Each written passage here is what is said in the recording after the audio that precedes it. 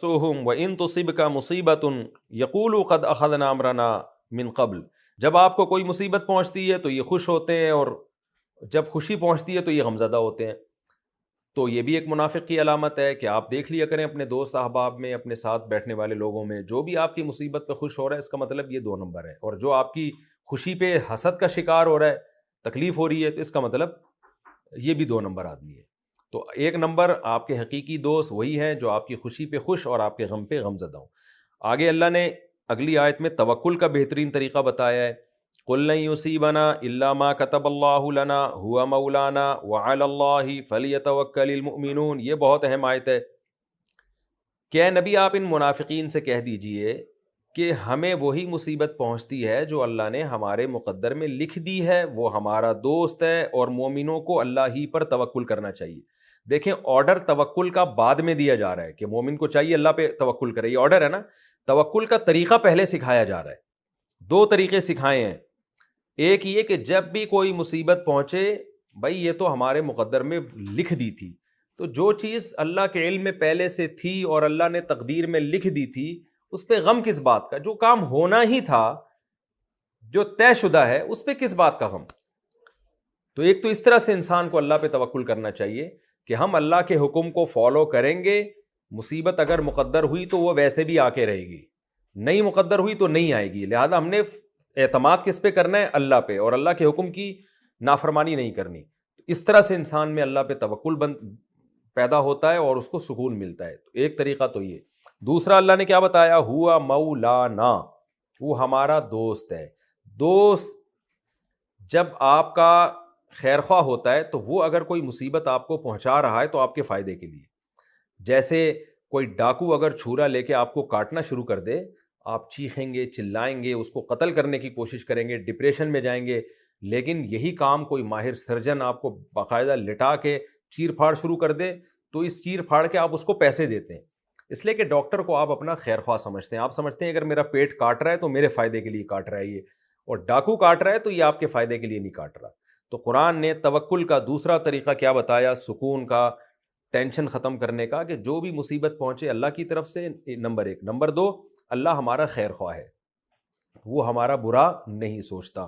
تو مسلمان کے لیے یہ 2 بہت اہم پوائنٹ ہیں، 2 بہت اہم باتیں ہیں استحضار کے لیے، جس سے اس کا غم ختم ہوتا ہے، اور کافر کے پاس تسلی کے لیے کوئی ایسا جملہ نہیں ہے جس سے اس کو مصیبتوں میں تسلی ہو۔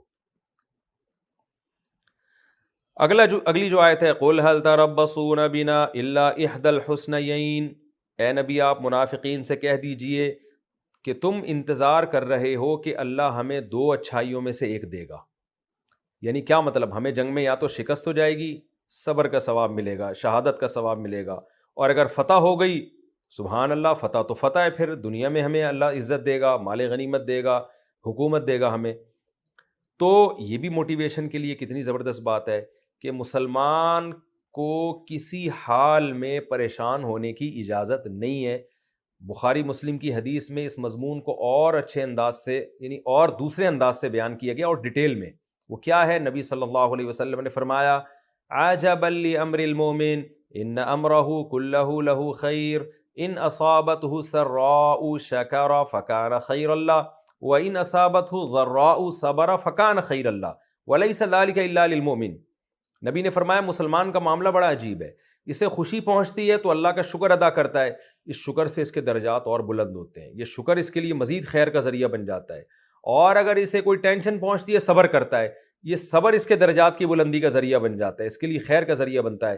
اور آخر میں آپ نے فرمایا یہ آپشن مومن کے علاوہ کسی اور کے پاس نہیں ہے، کافر کے پاس یہ آپشن نہیں ہے، کیونکہ وہ اس کو اللہ کی طرف سے سمجھتا ہی نہیں ہے۔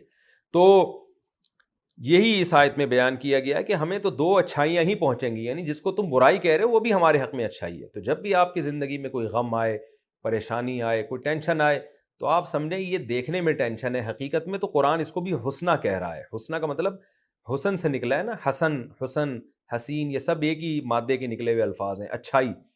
تو ہمیں تو ہمیشہ اچھائی ہی پہنچتی ہے، مسلمان کو برائی نہیں پہنچتی کبھی بھی۔ اور اس کے برعکس جو کافر اور خدا کے باغی اور نافرمان ہیں، تو قرآن ان کے بارے میں کہہ رہا ہے نتربص بکم ان یصیبکم اللہ بعذاب من عنده او بایدینا، تم اپنی خوشیوں پہ اتراؤ نہیں، یا تو اللہ ہمارے ذریعے عذاب دے گا یا خود ہی عذاب دے دے گا۔ ایسا ہی ہوتا ہے ان کی، آپ بڑھاپا دیکھ لیں، ان کی موت دیکھ لیں، پھر موت کے بعد کی زندگی تو قرآن نے بیان کی، تو بہت بھیانک ہے۔ تو کبھی بھی اللہ کے نافرمان کی ظاہری حالت سے متاثر ہمیں نہیں ہونا چاہیے۔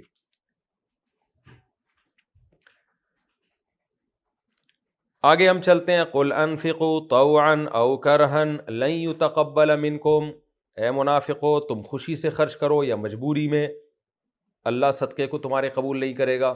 اس سے ہمیں ایمان کی ویلیو کا، ایمان کی اہمیت کا پتہ چلتا ہے۔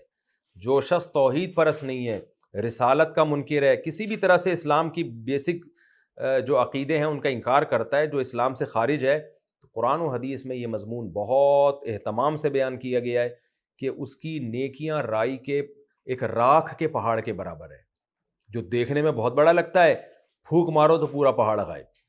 تو کافر جتنی نیکیاں کر رہے ہیں، بس دنیا میں ان کو اس کا اجر اللہ دینا چاہے گا تو دے دے گا، دنیا میں شہرت، عزت، دولت کی صورت میں، آخرت میں کچھ بھی نہیں ہے۔ اور مسلمان جو ایمان والا ہے، حدیث میں آتا ہے آدھی کھجور کے ذریعے بھی بعض دفعہ جہنم کی آگ سے اللہ بچا لیتے ہیں۔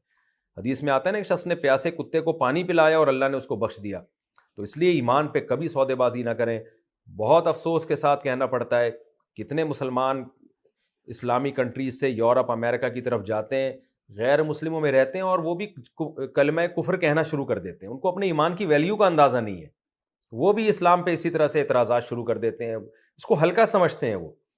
تو یہ ہلکا نہیں ہے، اللہ کی نظر میں یہ بہت بڑا معاملہ ہے، اس سے آپ کی ساری نیکیوں کی ویلیو زیرو ہو جائے گی آپ کی۔ تو ایمان کی قدر کریں۔ میں بار بار یہ بات کہتا ہوں کہ یہ جو دعا قرآن میں آتی ہے نا، ربنا لا تزغ قلوبنا بعد اذ ہدیتنا وہب لنا من لدنک رحمہ انک انت الوہاب، یہ دعا علماء کہتے ہیں بار بار مانگنی چاہیے۔ اے اللہ، جب تو نے ہمیں ایک دفعہ ایمان کی توفیق دے دی تو اب ہمیں ایمان سے ہرگز ہمارے دلوں کو پھیرنا نہیں، تو موت ہماری ایمان پر ہی ہو، خاتمہ ہمارا ایمان پر ہو۔ وَلَا يَأْتُونَ الصَّلَاةَ إِلَّا وَهُمْ كُسَالَىٰ، اللہ نے منافق کی ایک علامت بیان کی کہ یہ نماز پڑھتے ہیں سستی کے ساتھ۔ سستی کیوں ہوتی ہے؟ ان کا اللہ رسول پہ ایمان ہی نہیں ہے۔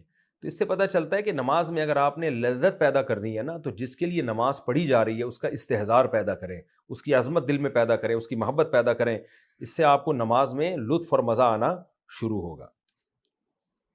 فَلَا تُعْجِبْكَ أَمْوَالُهُمْ وَلَا أَوْلَادُهُمْ، اس میں ہمیں سبق ملتا ہے کہ نافرمان کے مال اولاد دیکھ کر کبھی بھی متاثر نہیں ہونا چاہیے۔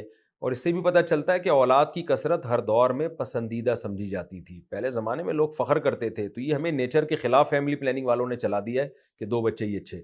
تو اولاد کی کثرت، جیسے مال کی کثرت قابل فخر ہے، تو ایسے اولاد بھی تھی۔ تو کافر بھی اس پہ فخر کرتا تھا۔ اب جو ہے نا، وہ فیملی پلاننگ والوں نے سارا سسٹم ہی الٹا کر دیا ہے۔ اور آخری جو بات ہمیں پتہ چلتی ہے، وَمِنْهُمْ مَن يَلْمِزُكَ فِي الصَّدَقَاتِ، کہ ایسے لوگ بھی ہوتے ہیں کہ جب تک آپ ان کو دیتے رہیں گے تو خوش رہیں گے، دینا بند کر دیا تو ناراض ہو جائیں گے۔ ایسے رشتہ داروں میں بھی ہوتے ہیں کہ آپ دیں گے تو خوش رہیں گے، دینا بند کیا تو ناراض۔ یہ نہیں دیکھیں گے کہ یار پہلے بھی اس نے دیا ہے ہمیں، حالانکہ ہم مستحق تو نہیں تھے۔